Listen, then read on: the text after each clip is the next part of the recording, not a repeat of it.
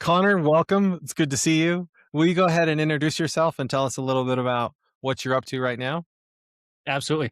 My name is Connor Haus. I am a graduate of BYU-Idaho.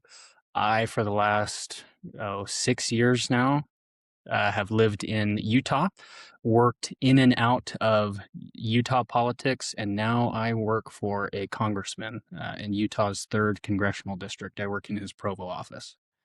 So, what do you do there mostly? Are you like a answer phones kind of person, or are you like a political consultant? Like, what do you do for your Sure. job? Sure. So I kind of jokingly tell people this. The House of Representatives is really loose with their job titles. You can kind of give yourself any job title you want within reason. So my official job title is field representative. You'll find most elected officials, at least if they cover any sort of real, geography within a state, they will have representatives that they hire to either go to meetings for them when they can't, when they're unable to, and also just be liaisons within the community. Like for example, Governor Spencer Cox here in Utah, he has liaisons that are well versed in like the farming industry, the financial industry, real estate, all kinds of these industries that make up important parts of our economy. They will have representatives that remain well versed in the issues that those industries care about and that would affect them. And so it's twofold. Really, it's about getting your word and your message as an elected official out into the community, but also what does the community have to say to you in terms of what issues are really on the ground when the rubber really hits the road, what is going on. So a lot of my job is interfacing with not only community members, so everyday constituents, but also uh, I deal with a area of portfolio issues. So the area that I cover geographically is the Uinta Basin, which if Oh, you know wow. anything, yeah, if you know Yeah. anything about the Uinta Basin, it is the ninth largest oil producing region in the United States. I didn't know that a couple years ago. And I don't think most people know that. So it's really within that. So just kind of, sandboxing that one little piece. It's really understanding the Uinta Basin, their needs, what goes on out there, and then communicating that information up to the congressman, um, as needed to be able to craft legislation, direct policy, all kinds of different things that are very important to stakeholders, members of the community, elected officials, all kinds of things. So long way of saying I do kind of a lot of things for the congressman, but it's mostly dealing with outreach, being a representative on his behalf and on the community's behalf. Yeah, so my grandma has oil rights out there in the Uinta Basin, and so there's Yeah. policies going on right now that I know that she cares. I wish I got some of that oil money, but there's like limitations on how much oil they can pump and how much they're going to get Mhm. paid for and all that stuff. So, Yeah. yeah. It's a fascinating part of the state, and we've also there's a lot going on out there. I mean, there's the oil and gas industry. We have the Ute Indian tribe, which they're a sovereign nation. There's a lot going on out there that's really Yeah. interesting and fascinating to be able to work on. So, Connor, how did you get from BYU Idaho to where you are now? For a lot of people, it takes a while, and it's Yeah. not like I don't know that you planned on this when you graduated. Like, how did you get there? Yeah, that's a good question. So, and as I was thinking about this, and I kind of, so I started this job at the beginning of 2025, um, and I still to this day I have never filled out a cover letter, and I've only really passed around my resume to different folks. I've never filled out like an application on LinkedIn or online, at least that's produced, anything worthwhile. I've done it before, but you don't get a call back. So really how I got here is just it's the network of people that I've surrounded myself with, both intentionally and kind of unintentionally. If I'm being honest, a lot of it is for lack of a better word, luck. Just happening to be around the people that I was around at the right time. So, like for example, what I mean by that, um, how I got to come down to Utah. So I was a senior at BYU-Idaho, and actually, you remember Sonny Knowles? He Yeah. was my roommate at the time. Good Oh, friend of mine still to this day. We were good friends. He's another political science major. Funny enough, he is a Delta pilot now. So what? Oh, that's nothing to do with right. politics. Hmm. Yeah. Yeah, so he flies like when you think pilot, he is as big boy as they get. He flies the big Delta planes. Um, but no, he's a good friend of mine. We were roommates when we were at BYU Idaho. His brother, and he just one day he says, "Hey, my brother-in-law, who lives down here in Utah in Provo, he's the finance manager for this gubernatorial campaign. Do you want me to just connect you with him and see if you're interested or if they're interested?" I was like, "Well, yeah, I'm interested in moving to Utah. I'm interested in getting my foot into the political world down here." And I forget exactly the series of events that happened from there. I think he connected me with his brother-in-law, who connected me with another guy who was kind of in charge of the interviewing and hiring. Um, and he did. Now that I'm kind of remembering it, and that guy's name was Luke. And so he offered me a position on this gubernatorial campaign. Um, to both, kind of to start out as an intern, and then as after I graduated, the plan was to move down to Utah and work on this campaign full time. This was like the very end of 2019, right before the pandemic started. Luke now currently sits on the Wasatch County Council and is, I say currently because he's actually now running for Utah State House. One of the representatives out in the Midway Heber area is not going to run again, so he's running for that seat. So I say that, and I kind of weave all that in to say that it is really the people that you surround yourself with. And I say that not to sound like I did it intentionally. I did it intentionally, but it wasn't anything that I was consciously doing. It's really just been the people that I surround myself with, and really being humble and open to opportunities that I wouldn't say that sound risky, but just being open to opportunities that could, could go anywhere within reason. Um, and doing that brought me down to Utah, working on a fantastic campaign. I met some of the best Utah political minds on that campaign, and I still know them to this day, and they're still very important in my life. So really, I guess I say all that to say it's been networking, it's been luck, it's been a desire and an eagerness to jump into things. I guess I say this, but it's not entirely how I mean it. Be willing to do things that you maybe feel are beneath you, maybe that aren't super sexy, aren't super glamorous, that don't that don't sound like they're gonna be the easiest thing right off the bat. From there, I think you will find so many opportunities open up from that, because what people will see is, hey, this person is humble. I can work with them. I can teach them. They're easy to be around. You don't have to be the funniest or the coolest person in the world, but you just be easy to be around. Be yourself. Be willing to learn and change and take criticism and feedback, and you'll be amazed at where you'll be. That's awesome. Did you do an internship when you were here? Yeah. Well, I didn't do the only internship I did was that campaign. I built a team of students and interns that made a lot of phone calls. It was several hundred hours a week combined, to survey likely registered voters, caucus attendees, all kinds of certain people that we broke down within databases to basically gather and build information that we used for messaging, for all kinds of different things that were valuable. Wow. Um, what would you say to students that are thinking about grad school versus not grad school? Like, let's say they finish and they're not sure what to do. Like, do you have advice about grad school versus not grad school? So when I guess going back to before I even started as a political science major, I wanted to be a dentist. But all throughout my mission, I was like, I'm going to be a dentist. That's going to be so cool. Just the lifestyle seems like it would be fun. Being your own boss, being a small business owner, it just seemed super appealing to me.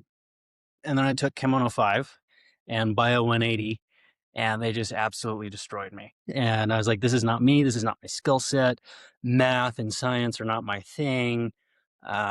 Really, reading and writing and critical thinking are a lot more appealing and interesting to me. And then when I shifted that gear and switched my major to political science, one, I was a lot happier. I was a lot less stressed, and the stress that I did have was a lot more fulfilling because it was just more interesting. Um, and then I was like, well, maybe law school, is interesting to me. I have a lot of attorneys in my family, and it seems appealing to me. I never wanted to be like in a courtroom. I never wanted to practice law, if that makes sense. I still don't. But it seemed appealing to me, just because a lot of other folks around me were doing it. It makes yourself feel good to say, oh yeah, someday I want to go to law school. And I think one of the things that I've kind of grown out of as I've gotten older, and I hesitate how even to maybe word this, I feel like a lot of folks when they're younger, they want to do and say, or they say and pretend like they want to do a lot of the glamorous jobs. But really, the glamorous jobs, they're not that glamorous. Being a lawyer, being a doctor, they can be. You make a lot of money, but a lot of times it's dead. It's the unglamorous stuff. So I say that to say, um, well, I say that to say that really, if you're gonna go to grad school, it should be something that you're really passionate about, that you really do want to do for the right reason. Money is a good reason. I'll say that money is a good reason, but it's not everything. Um, really being able to go home at the end of the day and have a good work-life balance and enjoy the fruit of your labor, enjoy time with the people that you love. That to me is more valuable than doing something just because it brings in a lot of money. And I'm definitely not poo-pooing anybody that goes to grad school. And I'm just using law school as an example because that's what I wanted to do. Some people go to get an MBA program. Some people, do all kinds of different things that are worthwhile. That's just my personal philosophy is if it is something that you feel is truly going to enhance those abilities that you have, or if you need it for a certain reason, like if you want to be an engineer, yeah, you have to have certain certifications. You need to go to, an engineering school, get a graduate program. Same with law, same with medical. But if you just want to, like I find most of my interest is on the policy side. You can do a lot of stuff with just learning and just doing stuff, day to day, just experiencing stuff. Um, so I don't know. Maybe that's a long ramble, but I No, would no. say, to put it succinctly, it's definitely not for everybody, and you should do it for the right reason. You should really sit and have a conversation with yourself as to why. And if you feel like after that conversation, if it's still going to be beneficial, then yeah, you should do it. I have nothing against getting higher education, but it just needs to be for the right reasons, and it needs to make financial sense, in my opinion. Maybe not even just financial sense, but it needs to make just sense in your life. Do you feel like BYU-Idaho prepared you well for what you're doing now? I do, and going back to um, the whole the aspect of networking, um, uh, I really do. Some of my lifelong connections have come from BYU Idaho. So yeah, I do. I do feel like it prepared me to work in the real world. Um, so I do. Do you think, like, going back to your time at BYU-Idaho, is there anything, like, you would tell yourself if you were starting over now, and you knew what you like, if back then you knew then what you know now, like, what would you tell Hmm. yourself? Huh. What would I tell myself? Um, there was something interesting, and I say this kind of in a long form. So there's something interesting that I learned. I think it was about halfway through my mission, and right before my mission, not before my mission, but leading up to my mission, I had this false, naive notion that the second that I, went down to Arizona to be a missionary, that I would just magically be this different person, and that I would think differently, feel differently. I'd be this. I had this magical thought in my head, and it was just young, naive Connor. Um, and then for about the first year, and I think I was just a young, kind of nervous, missionary. I still tried to pretend to be that person. And it was, it wasn't anything weird. I wasn't doing anything inauthentic. But I was just trying to be, the perfect missionary. I wasn't really showing my personality or letting a lot of myself shine through. And then I think it was about a year in, I just kind of was like, ugh, I'm done with like putting on this facade of being not who I am. And I shifted from there, just kind of being more myself. And by that, I mean, I just, I let my personality, a little bit more of my talents and I say personality, but yeah, just my personality shine through. And then I was a lot happier. And I noticed like, oh, this doesn't feel like, really, really hard work. I feel so divorced from myself. But now once I shifted, I was like, oh, this is still hard work, but I get to kind of enjoy it because I'm being goofy, I'm being myself, I'm being thoughtful, I'm being all these different things that make me me. And then it was just a whole different experience. And, members, when they let you into their home, they can tell a difference. They're not like, who's this robotic, young 18, 19-year-old? They're like, oh, this guy, he has a little bit of personality, some character, he feels free to be himself. And it was a whole different, it was a better experience, both for me and the people that I was around, because it was a lot more organic and genuine. And I would say the same thing about my college experience, and it kind of goes back to the grad school question. Be authentic to who you are and don't fight that. I feel like I see so many people trying to fight that. So, they see them, they know that they're in this box over here, which is fine. There's nothing wrong with this box. It's just your box. But they say, oh, I want to be in this box for whatever reason, just because it's the grass is greener mentality. And maybe I'm just speaking from my own perspective, but, you know, look at the box and be like, this is the box I'm in. I like this box, and I'm going to make this specific box better because it's the one that I'm in, and this is where I'm at. Other people are here as well, and this is where I can lift and have the most benefit to others within my own box. Not that and I'm, kind of, I don't know where this metaphor is coming from, but when you realize kind of who you are and what you're brought here to do, it's a lot more fun. And so do the same thing with your college experience. Don't feel like, oh, well, the accountants make all the money, so I need to, or, they have the most job stability, so I need to go be an accountant and be this number crunching person, or this is how accountants act. You can, if you want to be an accountant with, that drives a motorcycle or does X, Y, or Z. You have a little bit of nuance and have a little bit of fun with your life. Don't feel like you have to put yourself in these rigid categories, and do the same with your education. One of my good friends, he's actually a mission friend of mine. His name is Mark. He went to BYU. I forget what he graduated in, but he was always taking the most random elective classes.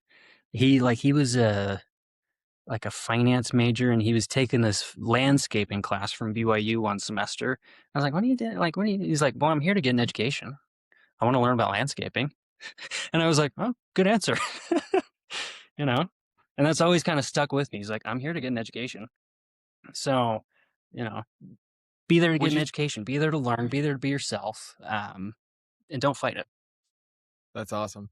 What advice would you give about getting to know your professors at BYU-Idaho? Take a lot of classes from the same two professors, Brother Miles and Brother Newswander and Brother Rose. So I guess that's three. No, that's what I did. I remember there was one, I think it was my last or second to last. I had you for like 9 of my 15 credits, I believe, which that's just what I did. But no, ask questions. And it goes back to being yourself, joke around in class. Obviously don't disrupt, be reasonable, but let your personality shine through, whatever that is. If you're funny, be funny. Within reason. Don't disrupt class trying to be funny. Don't be the class clown. If you're really, sweet and caring and sensitive, be sweet and caring and sensitive. If you, if your tendency is to be paternal and maternal, lean into that. Lean into what your natural strengths are, and don't try to be somebody that you're not. That's awesome. Connor, do you have any other advice? Anything else you want to share? Not at the time. No, it's really just looking back, and I've been graduated from about 6 years now. Actually, 7. My gosh. Oh, don't. And as clear, just cheesy as it sounds, and I even struggle with this now. Try to really live in the moment where you're at. One of the things that I always did, and I regret it now, is when I was in college, or excuse me, in high school, my mindset was, oh, when high school's over, and I'll be a missionary, and then I'll be happy. And then when I'm a missionary, like, well, when I'm a mission, when my mission's over, I'll be in college, and then I'll be happy. And I'm not unhappy at any of this, but it's always just looking to the next thing and kind of looking too far down the road. And then when I'm in college, you're like, well, when I'm graduated, I'll have a job and make money, and then I'll be happy. And now I'm like, well, I'm graduated, I have a job, and I'm making money, and when will I be happy? So it's kind of it's I'm learning now to to and I'm happy. I'm not saying I'm unhappy, but it's that, live where you are now, have goals, but also realize that you're not going to be doing this any other time. Um, yeah, and don't get too bogged down in the future, because you're gonna have this plan, and then it's gonna go totally awry, and it's not even gonna be you're not even going to be where you thought you were. You're going to be somewhere totally better or somewhere totally different.